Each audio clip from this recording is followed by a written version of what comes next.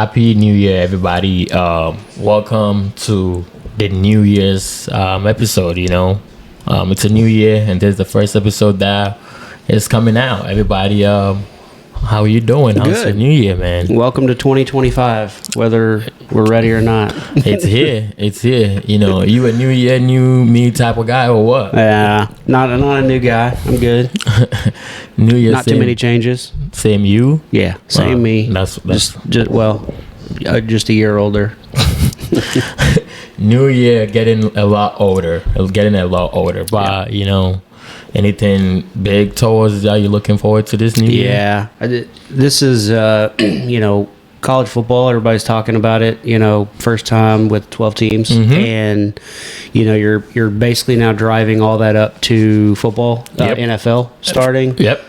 You got 2 seasons of playoff football, man. You can't go wrong. So I'm excited about it. That's right. Well, as you're excited, of course, it's me, your boy Dennis. Champagne. Not champagne, but chocolate poppy right here, and then my man. Champagne poppy's pretty good too. That not champagne poppy is Drake's. That's okay. Drake's. Yeah, I didn't steal it from there. That's not where I stole it from. We do not own the rights to the naming of of anybody. Yeah. Definitely. Well, so today's episode, of course, we're going to get into some New Year's resolutions for our teams. Okay. All right. And then Cowboys season is over. Disappointing season. What is it? What they end up 7-9, 7 and it's 18 games. 8 and 10. 8 and 10. Okay, yeah. They end up 8 and 10. I think their over under to start the season was 9.5 games. So they are definitely under that after winning 12 seasons, 2 seasons in a row. 12 games, 2 seasons in a row. 3 seasons in a row. That's right. So we're going to talk a little bit about a quick fix that if you were in charge of the Dallas Cowboys, you would do. Okay. And then finally, we're going to get into the upcoming matchups, the Cotton Bowl coming up, and then also the Orange Bowl coming up, and then some 2 NFL playoff games that are very, very, very interesting. But as usual, like, subscribe, comment, tell us what we're doing well. The YouTube shorts are popping off. The Instagram shorts are also popping off. You're a pretty popular guy out there. Thank you. Evidently, people like you. Hey, man, some people like the truth. But we're gonna go into the first segment right now. Right. Okay, Let's do it. what are your New Year's resolutions for your teams? Okay, we can go. Texas Longhorns. I want you to take out the national championship out. Okay. Tell me your New Year's resolution for the Longhorns, and then tell me your New Year's resolution. A lot of people don't know, but you coach. Yep. I want you to talk to me about that. New Year's resolution for coaching and your Longhorns. Okay. We'll start with the Longhorns since Yes, obviously sir. we're in college football playoff season. So obviously this is Quinn's last year. There's a lot of rumors about whether he's going to decide to transfer, or if he's going to the NFL, and everybody is going to get what they want, whether he wins a national title. And we kind of talked about this offline. Could you imagine if he wins a national championship and still goes back and plays college football, and it's not for the Longhorns because everybody ran him out of town? Well, it would not be for the Longhorns. It's the fans, and it's Arch's time is up. Yep, because there's a Manning on the bench. If he was not on the roster, Quinn's going to go down as probably top 3 quarterback in the history of Texas football. Longhorns. Because he is, then you got everybody who is a armchair quarterback who thinks Arch Manning would give them a better chance to win, which he would not this season. My New Year's resolution, it's going to be a couple of things. It's going to be talk to me. Sarkisian first. When you look at what he's done, and you look at he gets all this credit for play calling, he's got to be better when it comes to adjustments. Okay. Because what I see is, and you look at the Arizona State game, they come out swinging. Other teams make adjustments. Yeah. he's getting hurt by that. He's getting out-coached in certain parts of the game. Right. So I think he's got to take it, look in the mirror and see, and it's not just on the offensive side, it's also the defensive side. So you got, Pete Kwiatkowski, who, is obviously responsible for the defense, but sometimes, in my opinion, it looks like they set the game plan and they leave it regardless of what's happening. And then it's live or die by that. Yep. So I think there's got to be some, looking in the mirror by the coaching staff and say, hey, we've got to start in-game adjustments or be better at them. Okay. Because I think that's a part of why in several games, for minutes, even quarters, even halves, they look like the best team in college football. Okay. The very next half, they let teams back in it, and you think, man, why is this team not progressing and not reaching their ceiling? Okay. The other part of the equation with the quarterback, we don't have to do anything with that because Arch is going to be the guy. Obviously Quinn's going to finish out the playoff, and then he, in my opinion, he should go out. Okay. He should go to the NFL. Okay. The reason I say that is because too many times quarterbacks want to be the top 1, 2, 3.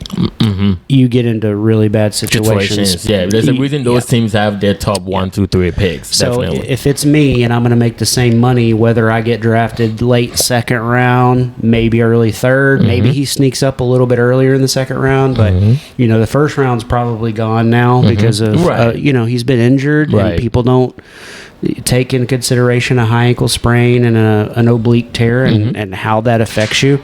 So, for the fan base and for the team, it's going to be a whole new year. And they're going to get tested right away because they play Ohio State, Friday. They play them, first game, second game, next season in Columbus. Yeah. So everybody's wanting Arch. And you're going to find out real quick. Right. Yeah. So I think the coaching staff, again, and obviously the new quarterback are pretty much the two that I can think of that's kind of easy. What about coaching? In terms of coaching, New Year resolution for coaching. So it's been really, really cool for me this year because several of, last year we had a couple that were playing high school. Now everybody's playing high school. Right. And I'm going to talk about both teams because I still consider, those guys part of my team because it's been recent whenever we stopped that team. And, even the guys coming in, I want to say, from a freshman standpoint, all but maybe two of those guys have made varsity or had varsity chances their freshman year, which is a really good thing that lets me know from a development standpoint we were doing the right thing.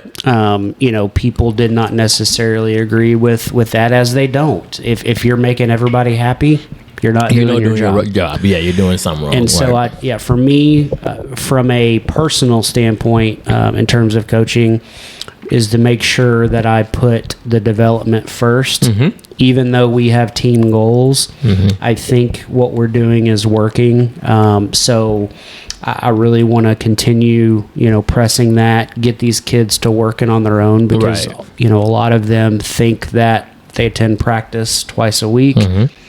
They're going to get where they want to go, and that's not how it works. No. Every player that has played for me that has worked on their own, put in the extra, reps, and even I've worked with some individually, and that success leads into kind of the next level. And from a team standpoint, I really liked what I saw towards the end of the year. More players having fun, moving players around. I want to continue to do that, but even more this next year because it's important for them to not just see if they're a midfielder, if they're a defender, to see that part of the field. All of these kids I go to, we watch the high school games and they're playing different positions. And it speaks to kind of how we've coached them because there may be a primary position that I played them in, but we would put them in if we needed, a different position. So I think both of those are things that I want to continue. I'm not a big believer in resolutions, like even whether it's sports, personal, or whatever. So I think I'm just going to look at that a little bit more and again, make sure that these guys are getting the best out of me, because every coach goes through lulls. And the cool thing about where we're at now is, with them being in high school, we get a 5-month break. Yep. So now I'm kind of itching to get back in there. Yeah. Would you like to tell, the fans what my record is when I'm coaching? 1-0. 100%. 100% winning record. That's what it is. 100% winning record. That's what it is. Listen. And I will say, we had the team. Obviously, it was a lot of new players this year, and that's another thing. Is part of the, if you want to call it a resolution, is to continue to get them to play together. Some of them doing with each other.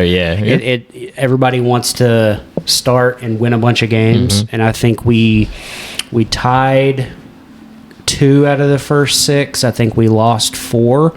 And then the last 7 games, we only lost 1. Okay. So, and that was including a tournament where we made it to the final. So, really proud of them. They're turning a corner, and I think they'll finish high school season, and we'll get back to work. So that's great. Well, for me, my New Year's resolutions for my teams, so I picked, Chelsea and the Texas Tech, Red Raiders. Red Raider for life. It's in the blood. I got my Red Raider, today, here that I got for my birthday, beautiful as always I looking, But I just want them to, get over this.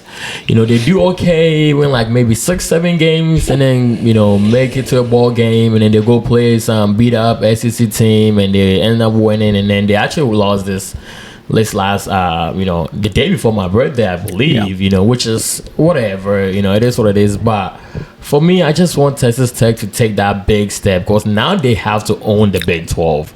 The Big 12 is out for the taking. It is Arizona State. I mean, watch out for them because they're young. True. And they obviously, you could argue 2 ways in that game, whether Texas took their foot off the pedal, let them back in, or if Arizona State is really a team. So Arizona State is real, but but Tech can get there. Right, they're not that far away. The Big 12 was UT, Oklahoma, and then Tech. Tech could sweep into the third. In there, and now those 2 teams are out. I feel like Oklahoma State is down bad. Right. So, I feel like Texas Tech needs to take into, go into the big step of owning the Big 12 now. That's my New Year resolution for them. Well, they need to get some of that oil money out there. And they need to hit the portal, because what we've seen in college football, everybody, we're not going to get into this today, but they talk about the SEC is dead and their reign is over. And look, if you look at the NFL scouts, still the best conference. Have they come back a little bit? Absolutely. Right. And that's because of the portal. Normally you used to have, the Alabamas and the Georgias. The best players would go to the best teams, but now they would have 2 and 3 deep. Where now those 2 that may be a 4-star.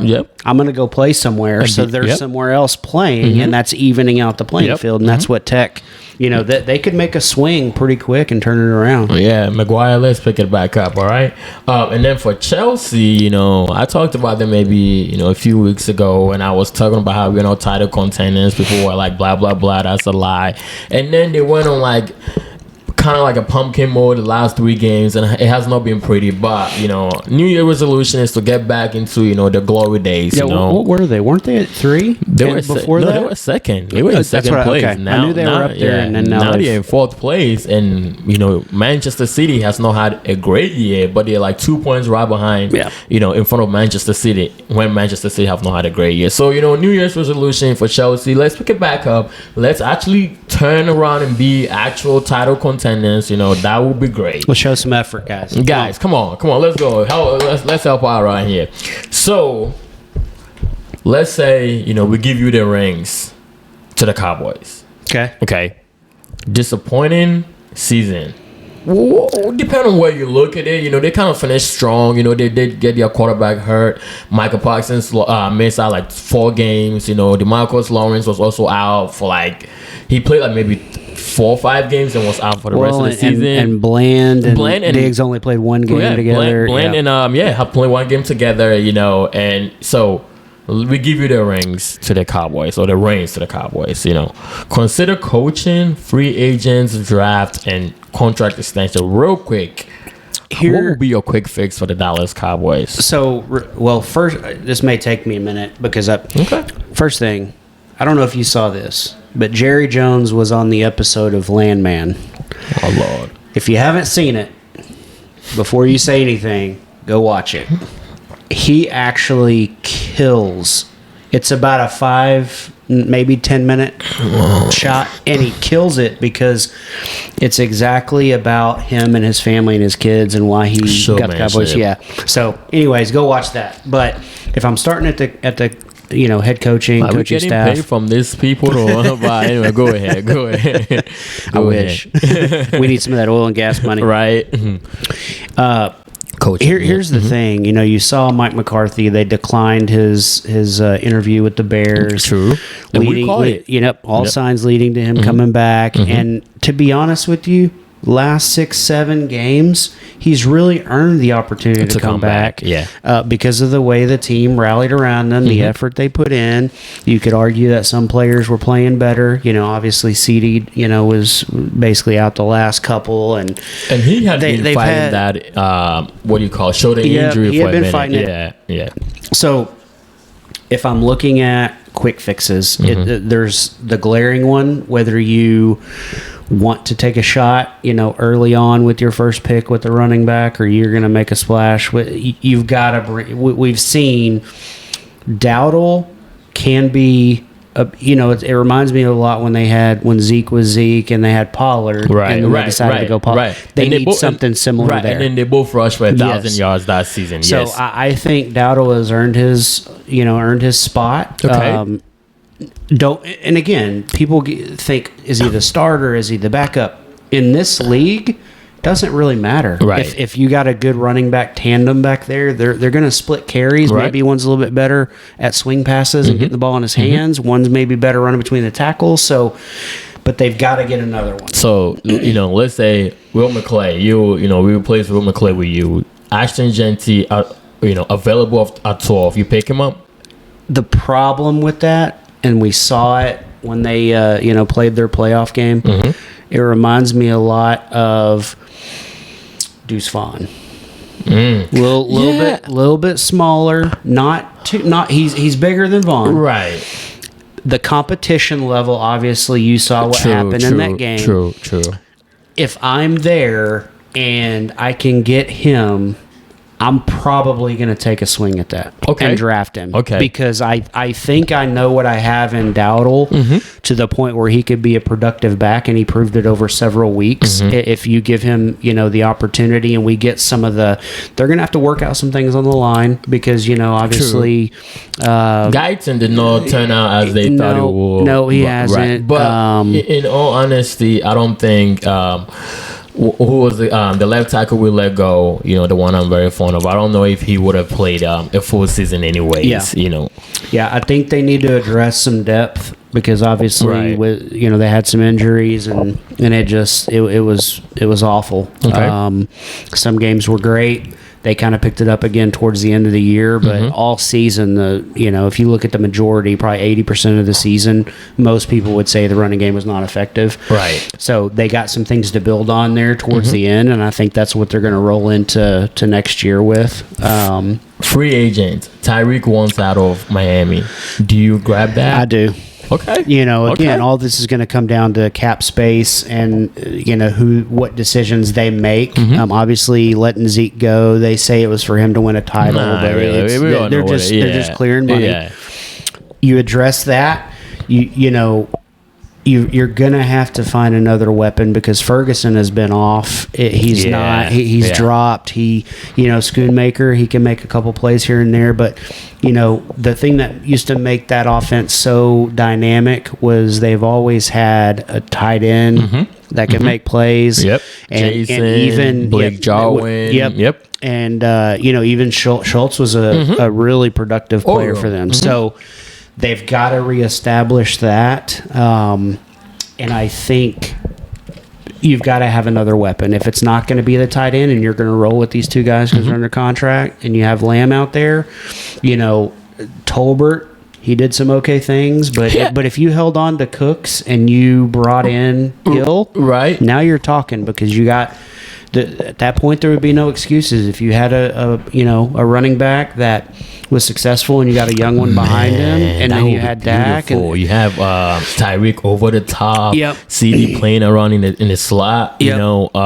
Now Ferguson and Brandon. Oh man! Now with that, you're going to have to basically show your cards and say, we're an offensive team and we're going to have to outscore people, because I think we can do that. If they stay healthy, they can be a productive defense. Right. They're not going to be what they were a couple years ago. True. And part of that is, Diggs, as well as he played previously and early in his career, they're all coming off injury, and you're just never the same. And how your body recovers, how your body recovers is different. Overthrown out onto probably and that's what's going to hurt. Yeah. If he was coming back with everybody else, I would say they still have to get somebody else that can rush the passer, because they did have one of the defensive end get hurt in training camp, but he's also coming off injury. He's coming off injury. Yeah, so that's going to be different. Yeah. You're just going to, and even, Parsons was out 4 games, really the first time he's had to deal with that in his career. But it's the thing with him where he kind of disappears in some of those bigger games where people know, and the good teams can plan for it and scheme for it. You got to have another option. So there's a couple of pieces, but again, I think those are all doable. It's not a rebuild. It's not a tear it down. It's you're getting a lot of players back, and then you just need to kind of fill in the pieces. So then, in this scenario, you will be giving Micah an extension. You got to. Okay. I mean, you're because if let's say you don't and you want a couple of picks, okay, but if you're using those for draft leverage, it's going to take time to develop. Well, not everybody's going to be a Micah Parsons coming right out of college. And what happened to your right guard? What do you mean? What happened to him? He's done. His contract is up, and he's injured. And it's not my right guard. I saw him. I saw him. He looked real good. He had on his boot on, and the O-line is, a few years ago. Still kills me, man. A few years ago, they had, again, one of the top, if not the best in the league. Age is starting to catch up with all of them. Yep. I mean, you got Martin, you got that's what I'm talking about. Smith is obviously coming along, but still kind of making some mistakes, and Guyton's not hitting like they thought. So, I mean, there's problems there.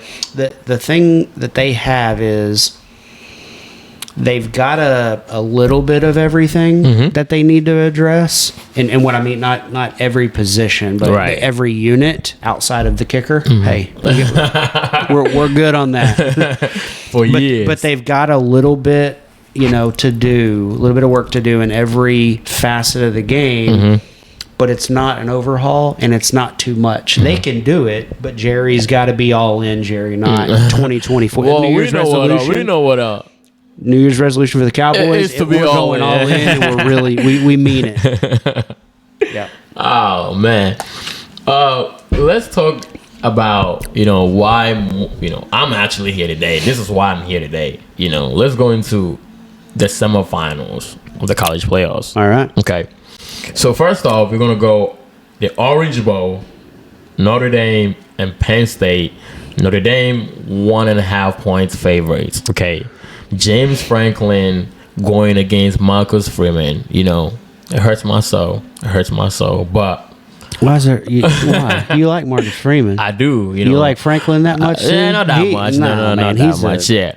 But listen, Penn State does not lose the games that they don't lose, but they are no favorites in this game. Yeah, they are the underdogs in this game. I think. Who do you got? I have Notre Dame. Okay, and it's not just because I'm not going to get carried away with what they did to Georgia. I thought we talked about it. We both picked Notre Dame. Yep, we did. Really went the way that I thought it was going to, because they. 4-4. Hey, we went 4-4, and then the week before we also went 5-5. So, listen. We are like on a We're heater. on a roll. We 9 in our last 9 games. We are 9 out of 9. If we put the house on it, I believe we will be billionaires right now. But go on, yes. Yeah, I don't know about that, but we'd be able to stay in the house. Right. Which, I mean, we're not really putting money on it, right. So we're good to go. No, it went the way I thought it would. We talked about what happens when you have a backup quarterback as talented as he is. We talked about the Ewers and Arch Manning thing, and this kid's a high pick. Everybody's thinking, look what he did in a half against Texas. Oh, they're going to light him up. Yep. Reality sets in for everybody. He was not the reason they lost at all. No, he played well. Yep, but it's an overall thing. Trying to complete drives, his numbers aren't going to look that bad, but it's situational football. Can you make the first down? Can you pick up the third downs? Can you sustain drives? Keep your defense off? So it went the way that I thought. Again, we talk about Riley Leonard. I don't think he's a great quarterback. Right. What he does well is move with his legs. Use them and legs, that's a form baby. of the run game we talked about where they'd be able to be successful, and they were. And I think it's going to be very similar to Penn State. Now they have obviously their quarterback. It's he's a younger guy, but he's going to be a good player. They talked about it because this year's draft class is a little bit down, that he would actually probably be a first rounder if this was his year. Right. He's got a long way to go. I think Penn State, as good as they are defensively, everybody's going to look at how they played Ohio State and what Ohio State's doing. Nobody's the same team at this point in the season. And, I just think that Notre Dame is able to play some defense, run the ball. They're both very similar. The game's going to roll quickly because nobody's going to be airing it out. Yep. And I think Notre Dame grinds that one out. Yep. I agree with you. Notre Dame wins this game, and it's because also Penn State turns to getting their own way. When they play the game and something goes well for them, for whatever reason, they get away from what goes well for them. If you watch a little bit of them when they play Ohio State, it's like, if you're running the ball and it's going well, why are you getting away from running the ball? If you're throwing the ball and it's going well, why are you getting away from that? So I think Penn State is going to get in their way one way or the other. I mean, Marcus Freeman is going to have his guys ready, and he's going to live or die by what they are. Yeah. He's going to run that ball, put in some trick plays here and there, try to out-coach or outsmart the other guy, and I think they do get it done, obviously. Now, the biggest game of the year, these are the two teams that I have going into, in the season. I was like, I have Ohio State and Texas playing the national championship game, but of course seeding kind of messed that up. And then they're meeting. But in reality, this is the national championship game. Ohio State and Texas. Ohio State, as of now, are 5.5 points favorites. Okay, we got your beloved Texas Longhorns right here today. Talk to me about this game. Who you got? First of all, I went off on I did the little speech last episode, legendary speech, and I won't do it again today. I'll just tell everybody that 4th and 13, season on the line. People were already writing their story about the failure and Quinn Ewers and all that, and then all of a sudden, bang, bang, bang, and that play is going to go down with some of the legendary, the 4th and 15, 18 when Vince Young ran against Kansas. It's going to go down as one of the biggest plays, especially if they go all the way with this. Now, what's interesting with the spread is it opened at 4.5. Within 12 hours, it immediately went up to 6. Everybody's saying it's going to get to 7.5, maybe 8. Then all of a sudden, it comes back down. Right. So there's some noise there because when you're talked about when the playoffs started, this is no longer a individual game. It's a week to week process. There's 4 games for these teams that played in the first round, and Ohio State, the first 2 games, has looked like the best team in the playoff, no question. When you compare their rosters, very, very similar. I think Ohio State has 4 more 5 stars, a couple of more 4 stars. Texas has a lot more 3 stars that they've developed, like Wisner is a 3-star. So roster-wise, very similar. They don't play the games on paper. No. Everybody's going to look at Ohio State and say, oh, they're going to absolutely destroy Texas. Okay, Texas is going to hear that all week. They've heard they suck. They've heard Ohio State. We've seen what happens to the underdogs. We saw what happened when they did it to Georgia.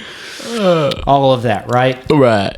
I think Texas is going to get some more pressure on him that the other teams haven't, on Howard to, get him a little bit uncomfortable. I still think there's going to be plays to be made because those guys are just beasts on the outside. And, going into the playoff, Ohio State has just changed their mentality and they're slinging it around. I still think Ohio State probably wins this game. Oh. But I don't think that they cover. I think Texas will cover. I think it's going to be that tight of a game. Okay. So who do you have winning the game?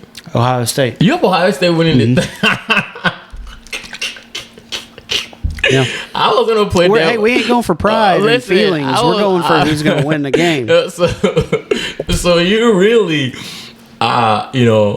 you think Ohio State will win the game, but you're really praying for Texas. I want Texas to win. Right. And if they do, everybody's going to say, "Oh, it was a big upset," and all that. It's really not, right? Because it's 1 week, it's one game. It's right. Their lines match up well together. If Texas wins this game, here's what it's going to be. It's going to be because the run game woke up like they finished the season, like when they played Clemson and A&M. And it's Arizona for whatever reason just gave their line fits. They're going to get a couple of their linemen back. They're going to get Isaiah Bond back fully, where he kind of just played a few snaps last game. Yeah, still didn't look 100%. So if they get pressure on Howard to force him into some bad throws, the Ohio State offense, as good as they are, the weakest point of their team is the offensive line. Yeah. Doesn't mean that they're bad. Yeah. It doesn't mean that they're bad. It just means that if you're going to take advantage, that's got to be the area, like Michigan did, and like some of the close games. That's where they were kind of susceptible to that. I was gonna play devil's advocate because I thought you were gonna have Texas winning this game, and then I was just gonna go Ohio State. No, because I actually just think Ohio State is just the better team right now, and I am probably going off the bandwagon a little bit. But like you said, they have changed their identity. Ohio State if you just watch them, they just look. And that's the careful part of this whole thing is but, they can lay an egg or they could look like they did the last. And here's the thing about that is they blew Oregon out. Oregon looked like they were an unranked team. I don't think Oregon. They didn't show up. They had the long layoff. Yeah. That's been a problem. We mentioned that because people say, "Oh, well, they do it in the NFL." No, in the NFL, it's you get the 1 week bye and you're playing that next week. And Oregon was out for 3-4 weeks, 3.5 weeks. Yeah, or something. Definitely. So, and now you ruined my gig. Now, sorry, I was trying to ruin it. All right. Well, listen. In your heart, you hope Texas. Pulls it out. I want Texas to win, and I think they can. A lot of people don't think they can. I do. For me, I just cannot see a way Texas wins this game at all. I will not be hating when I watch the game, but I just think that Ohio State wins the game. If Texas pulls this off, hallelujah, great. But I just think Ohio State. And I do think the winner wins the national championship. I do think this matchup is and then better than. I will agree with you on that, unless that the winner is going to play Notre Dame and Marcus Freeman, and I have Marcus Freeman going all the way, with it. Here's the crazy part of all this. The storylines in this. Quinn Ewers obviously committed and went to Ohio State for a year, transferred to Texas. Now he's playing Ohio State. Can you imagine? He is the only recruit. About that. He is the only recruit that from that 2021 recruiting class that has beat Michigan. Okay. And he doesn't play for Ohio State now. The rumors are that he's going to transfer to Notre Dame. Can you imagine if he beats Ohio State, he plays Notre Dame in the national championship and wins, and then transfers to that school, and they go to the playoff next year, and Texas struggles a little bit with Arch? It would be the ultimate middle finger to the fan base, and to be honest with you, if they win the national championship, I'd be celebrating all year. I wouldn't care if they didn't go next year. Do whatever. But there's just a lot of intriguing storylines with this playoff. So, Commanders, now we're moving on to NFL playoffs that start this weekend also. Commanders, for whatever reason, ended up winning 12-5 games, and the Bucs, who are 10-7. The Bucs are 10-7, but they don't even look like a 10-7. It looks like they've won so much, but their division is bad. But it looks like they're way better than 10-7. And the Bucs are -3 points favorites at home, which it's not a lot if you're at home. But who you got in that game? And that's the problem with. Tampa Bay has just been kind of bad the last few weeks, and they've just been pulling games out. They've been, just you come into Washington who hadn't been in the playoffs in a while, and they got the young quarterback who's, everybody's excited about, and I could see a lot of money going to Washington. And then you think about the experience. They've been there. Obviously that's my analysis. They beat the Eagles last season. They've been there. That's my whole analysis. And they're playing at home, which they're playing in Florida, so that's not really a home field advantage. Other than just some crowd noise here or there, but not a big deal. So, I actually am going to take Tampa Bay on this. I'm with you. I'm with you. I just think it's Washington's happy to be there. It's a new era. It's all of that. But I just think that, their season comes to an end just because experience when you go into the playoffs is a big deal. Hey, I can argue your point. I'm right in with you on that one. I was gonna say Bucs has been there. They beat the Eagles at home last season. Around this they had I think the same record. Or something like that, or even lower. Or they were like 9-8. But they have been there.